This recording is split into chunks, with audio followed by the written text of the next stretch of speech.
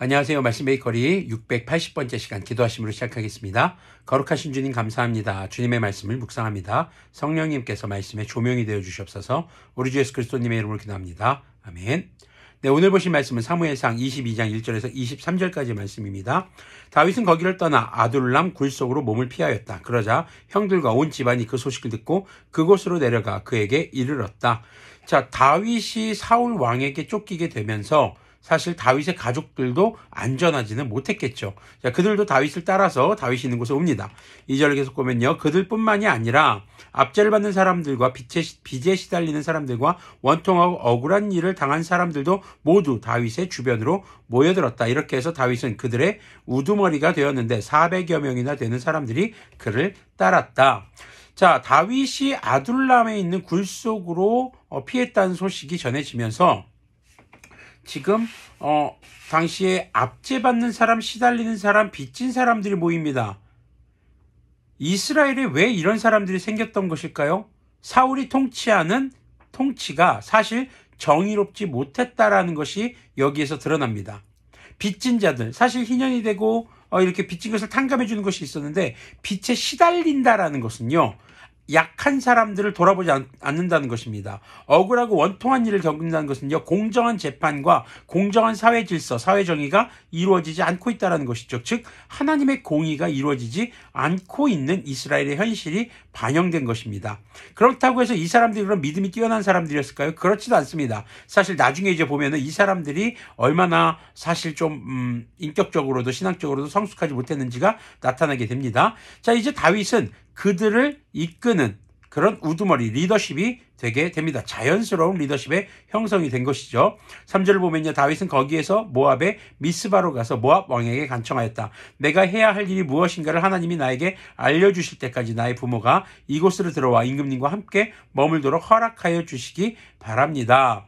그리하여 다윗은 자기의 부모를 모압 왕에게 부탁하였다. 다윗이 산성에 머물러 있는 동안에 다윗의 부모는 모압 왕과 함께 살았다. 자, 모압 왕이 과연 다윗과 무슨 관계가 있길래 이렇게 부탁을 들어준 것일까요? 사실 다윗의 증조 할머니가 바로 룻이었죠. 룻이 바로 모압 여인이었습니다. 아마 이것이 연결점이 아닌가 싶기도 합니다. 자, 5절 계속 보면 그때 갓이라는 예언자가 다윗에게 그 산성에 머물러 있지 말고 어서 유다 땅으로 들어가라고 재촉하였다. 그래서 다윗은 그곳을 떠나서 헤렛 숲으로 들어갔다. 자, 다윗이 이제 다시 유다 땅으로 하나님의 예언자의 말을 듣고 오게 되는 장면입니다. 자, 6절을 보면요. 하루는 사울이 기브아 산등성이의 에셀나무 아래에서 창을 들고 앉아 있었다. 그의 신하들이 모두 그의 곁에 둘러서 있었다. 거기에서 사울은 다윗이 부하들을 거느리고 나타났다는 말을 들었다. 사울이 둘러서 있는 신하들에게 호통을 쳤다. 이 베냐민 사람들아, 똑똑히 들어라. 이새의 아들이 너희 모두에게 밭과 포도원을 나누어주고 너희를 모두 천부장이나 백부장으로 삼을 줄 아느냐? 그래서 너희가 모두 나를 뒤엎으려고 음모를 꾸몄더냐? 내 아들이 이새의 아들과 맹약하였을 때에도 그것을 나에게 귀뜸해 준 자가 하나도 없었다. 또 내 아들이 오늘 나의 신하 하나를 부추겨서 나를 죽이려고 매복시켰는데도 너희들 가운데는 나를 염려하여 그것을 나에게 미리 귀뜸해 준 자가 하나도 없었다. 자, 사울이 지금 사실 상당한 피해망상에 사로잡혀 있는 것을 지금 볼 수 있습니다. 지금 자기 혼자 소외되어 있다라고 지금 느끼는 거예요. 모든 백성이 자기에게 등을 돌렸다라고 느끼면서 지금 백성들을 원망하는, 특히 베냐민 사람들을 원망하는 지금 태도를 보이고 있죠. 자, 9절 보니까요, 이제 문제가 시작이 됩니다. 바로 그때 사울의 신하들 가운데 끼어있던 에돔 사람 도액이 나서서 보고하였다. 자, 다윗이 이 아히멜렉에게 찾아가서 빵을 얻고 골리앗의 칼을 취했을 때 이때 그곳에 도액이 있었죠. 자, 제가 이새의 아들을 보았습니다. 그가 노브로 와서 아히두베 아들 아히멜렉을 만날 때였습니다. 그때 아히멜렉이 다윗이 해야 할 일을 주님께 여쭤보고 나서 그에게 먹을 것도 주고 블레셋 사람 골리앗의 칼도 주었습니다. 틀린 말 아니에요. 그런데 지금 뭐예요? 다윗을 아히멜렉이 도와주었습니다. 요 부분만 강조해서 얘기하는 거예요. 한마디로 사울이 지금 원하는 정보는 뭐예요? 다윗을 도와준 놈 누구야? 이거거든요. 근데 지금 이 도액이라는 사람이 아주 기회주의적인 거죠. 네, 지금 아히멜렉을 지금 꼰지르고 있는 거예요. 11절 보니까요. 그러자 왕은 아히두베 아들 제사장 아히멜렉은 물론 노베에 있는 그의 집안 제사장들을 모두 불렀다. 그리하여 그들이 모두 왕에게로 나왔다. 사울이 호통을 쳤다. 아히두베 아들은 똑똑히 들어라. 아히멜렉이 대답하였다. 임금님 말씀하십시오. 사울이 그를 꾸짖었다. 내가 왜 이새의 아들과 함께 공모하여 나에게 맞서려고 하였느냐? 내가 왜 그에게 빵과 칼을 주고 왜 그가 하여야 할 일을 하나님께 물어서 그가 오늘날과 같이 일어나서 나를 죽이려고 매복하도록 하였느냐? 이것만 보면요, 왕이 제사장 위에 있는 것 같습니다. 왕도 제사장에 기름 부어서 세운 사람이죠. 지금 보면은 전혀 지금 사실과 다른 정보, 자기만의 상상으로 지금 이 아히멜렉을 몰아세우고 신문하듯이 말하고 있는 것을 알 수가 있습니다. 그러니까 한마디로 이 사울이요, 상당히 지금 피해망상이 심해진 상태라는 거죠. 14절을 보면 아히멜렉의 대답이 나옵니다. 그러자 아히멜렉이 왕에게 대답하였다. 임금님의 모든 신하들 가운데서 다윗만큼 믿을 만한 사람이 누구입니까? 더구나 그는 임금님의 사위인 동시에 경호실장이며 이 궁중에서 매우 존귀한 사람이 아닙니까? 그가 할 일을 하나님께 여쭙는 일은 제가 오늘에 와서 처음으로 시작한 것입니까? 전혀 그렇지 않습니다. 임금님은 이 종이나 이 종의 온 집안에 아무 허물도 돌리지 말아 주십시오. 이 종은 이런 일을 전혀 아는 바가 없습니다. 사실 아히멜렉은요, 다윗이 도망자였다는 거 몰랐죠. 다윗이 어쩌면은 아히멜렉의 집안 사람들을 보호하기 위해서 자신이 왕의 은밀한 임무를 띠고 있다라고 말했던 것인지도 모르겠습니다. 자, 16절 보니까요. 그런데도 왕은 이런 선언을 내렸다. 아히멜렉은 들어라. 너는 어쨌든 너의 온 집안과 함께 죽어 마땅하다. 그리고 왕은 자기 곁에 둘러서 있던 호위병들에게 명령하였다. 너희는 당장 달려들어 주님의 제사장들을 죽여라. 그들은 다윗과 손을 잡고 공모하였으며 다윗이 도망하는 줄 알았으면서도 나에게 귀뜸해주지 않았기 때문이다. 이거 굉장히 하나님을 지금 모욕하는 행위인 겁니다. 하나님을 예배하는, 하나님의 편에 서 있는 제사장들을 죽이라고 하는 것은 당시로서는 상당한 신성모독에 해당되는 그런 문제가 될 수 있는 것이죠. 자, 그러나 왕의 신하들은 손을 들어 주님의 제사장들을 살해하기를 꺼렸다.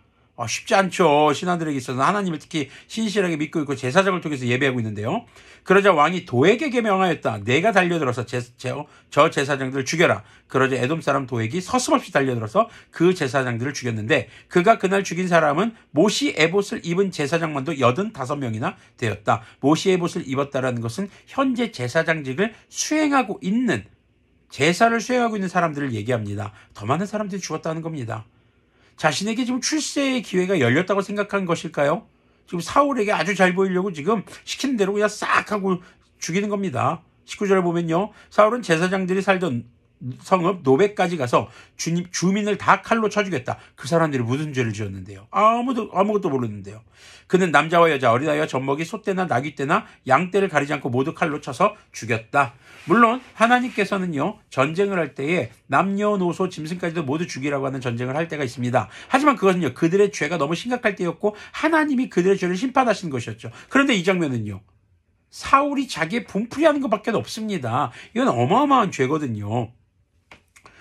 자, 아히두베 손자이며 아히멜렉의 아들인 아비아달은 거기서 피하여 다윗에게로 도망하였다. 아비아달은 다윗에게 사울이 주님의 제사장들을 몰살시켰다는 소식을 전하였다. 다윗이 아비아달에게 말하였다. 그날 내가 에돔 사람 도액을 거기서 보고서 그가 틀림없이 사울에게 고자질하겠다는 것을 그때 이미 짐작하였소. 제사장의 집안이 몰살당한 것은 바로 내가 책임져야 하오. 지금 제사장 집안, 아비멜렉의 집안이 몰살당한 것을 자신의 책임으로 지금 맡고 있는 다윗의 모습이죠. 이제 두려워하지 말고 나와 함께 지냅시다. 이제 나의 목숨을 노리는 사람이 바로 당신의 목숨을 노리는 사람이기도 하니 나와 함께 있으면 안전할 것이오. 자, 다윗에게 점점 사람들이 모여듭니다. 사울에게서는 사람들이 떠나가는 반면에 사울의 정권에서 소외받고 억울하고 억눌리고 힘든 사람들, 특히 말도 안 되는 이 제사장 집안의 학살에서 벗어난 아비아달, 이 사람들을 모두 품고 그들을 인솔하는, 그들을 책임지고자 하는 다윗의 모습, 여기에서 이제 다윗의 왕으로서의 모습이 준비되는 것이죠. 물론 아비아달도 또 모인 400명의 사람들도 주님 앞에서 거룩하다거나 신실하다거나 그런 모습을 아직까지는 찾기 어렵습니다. 이들은 다윗을 통해서 이제 준비되어가는 과정이겠죠. 오늘 말씀은요, 이렇게 하나님께서 택한 사람에게 모이는 하나님의 사람들, assemble, 바로 모이는 사람들입니다.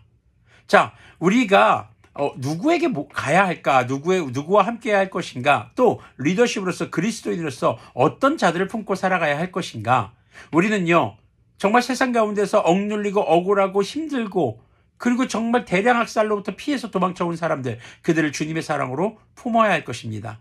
교회가, 그리스도인들이 그들을 품는 이유는 무엇일까요? 그들에게 하나님의 자녀답게 살아가는 모습을 보여주는 것입니다. 다윗이 하나님의 예언자 가세 말을 듣고 순종했던 것처럼 아직 하나님을 잘 모르고 하지만 삶에 억울하고 힘들고 괴로운 일들 가운데 정말 위기의 순간에서 벗어나서 도망쳐온 사람들을 품어주며 그들에게 보여주는 것은 주님의 뜻에 순종하는 모습입니다. 그것이 곧 이들이 다윗의 용사로 하나님의 사람으로 준비되어가는 과정이겠죠. 우리는 그렇게 모인 사람들입니다. 우리 교회에 지금 이렇게 모여 있다고 해서 전부 다 신앙이 깊은 사람들은 아니잖아요.